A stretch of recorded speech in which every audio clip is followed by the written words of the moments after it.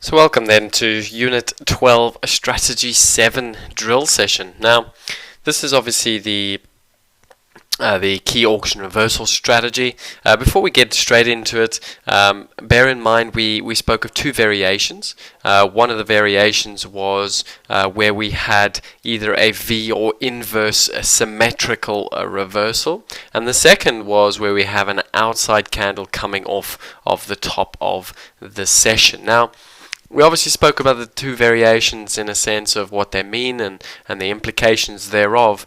In essence, they do both form very, very strong highs and lows in the market. It's just simply how quickly, in other words, time is the basic difference between the two variations of the strategy. Now, the example we're looking at won't be the symmetry based strategy. We obviously did deal with that in the unit session, so you can watch that replay back. This is simply an outside candle. So let's pay attention closely to this current rotation. We can see obviously opened relatively close to the low. The market's gone bid quite aggressively left. Quite a strong low volume area, also an imbalance area. So note now what we're going to talk about in terms of the strategy. Bear in mind, when we get that rejection or that reversal, whether it's either one of the variations, we always want to see a lot of volume and a lot of initiative. Okay, it's an initiative price response trade strategy. So what we can see now is initially we've got that initiative. The market's moved quite aggressively higher. We know it's initiative for a number of reasons. One, we can see the relative pickup in volume as well as price. Okay, so we can see quite a higher number of prices over which we're auctioning.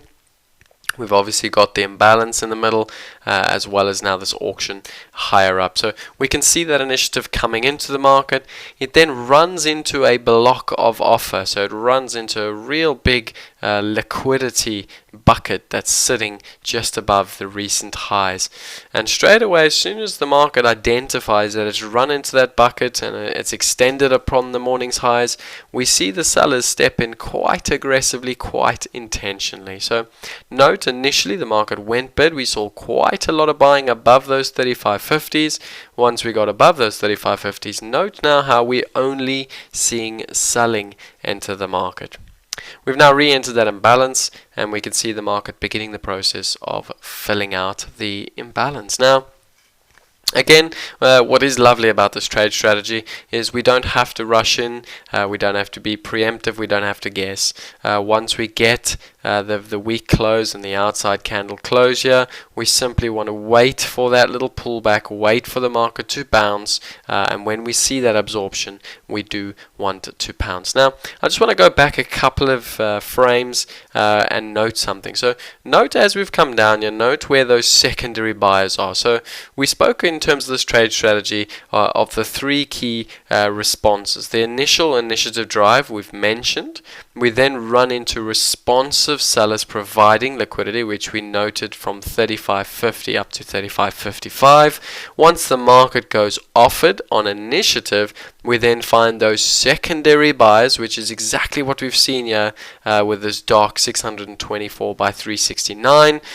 And the key was that this secondary bit of buy side response, once we get below that, we should see the initiative continue. And that's exactly what we're getting. We're getting this initiative continue lower. Now, in terms of trade strategy, we spoke about execution point, and that is exactly where we want to execute. We want to execute at that point where we had that secondary buying. Now, let's pay attention to this. I'm just going to move this on a little bit so we can get to that point where we do see the retest and see how it responds. Okay, so we can see the market goes back bid now, a little bit of absorption on the low, a little bit of thinning out, and straight away it trades into that secondary response area that we saw at 44.43. Note, only 11 contracts traded, okay? So the moment we saw that lack of wanting to initiate above that area, we've got to be quite aggressive. Note the absorption in front of it now. 42 is trading 118 lots, a little bit up at 43 is 35 trade, 39 trade, 45 trade, 55 trade, 68 trade. Okay, and bang, we're now filled at that price that we want to be filled at, which is ultimately the secondary responsive buying that we saw when we began the initiative leg down. Now, in terms of stop, it's very simple. We do not want to be trading back inside this bucket positioning. What I did say, however, is you can be a little bit more open with the stop here, simply because you're going to get some very significant reward when we continue the initiation in the opposite direction. So just do bear that in mind. Don't keep a stop too tight. Anywhere I'd say above that current high is a good enough stop. It is 10 ticks in terms of this market, which is the euro dollar. So let's have a look now how this plays out. Now note, we said we want to see initiative once we get below ultimately that lower end of that candle. So if we get below those 29s, below that 16 by 0, we want to see the market begin the process of initiation lower. Now, one thing to factor in, the delta on the day is positive 1500 still.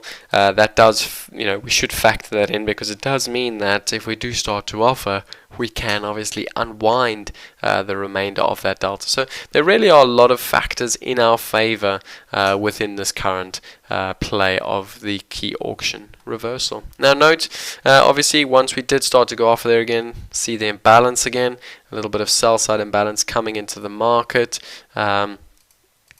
And then let's just follow this through a little bit. So again, the next rotation opens up, and we're going to just see this rotation now begin the process of filling out. Okay, so we can see that market attempting to fill this little bit of a distribution out now. I'm just going to fast forward this along. A little bit of absorption coming in the low.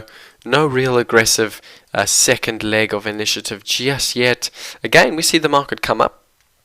And again, we see the market stop and test that previous area where the sellers now got stuck in. So initially we had buyers responding on the first pullback. Now that area where sellers responded, i.e., any kind of aggressive buying being absorbed, we've seen the market now stop and pause at this area. So we can really see the market responding and respecting these price points, and the important thing to understand is obviously note the lack of symmetry. I think that's the real key here. It doesn't look as pretty as, say, a V or inverse V reversal, but ultimately the principle underlying the trade strategy is exactly the same.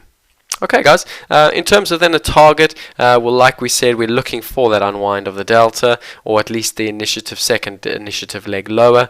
You won't see it within this video. It does come. You can go and view that on the 30th of November 2017. In terms of the stop, obviously, we always want to be trailing. Once we saw the market, or at least these sellers stepping in at lower prices, we can now shift our stop a little bit lower to the 135.45.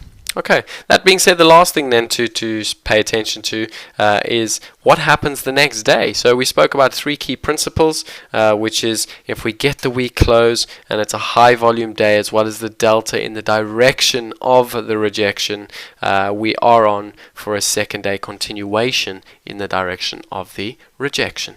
Okay, so just factor that in. Go and have a look what happened on the 1st of December and see how that euro responded the day after a key auction rejection reversal. Okay, guys, thank you very much, and I will see you guys all in Unit 13.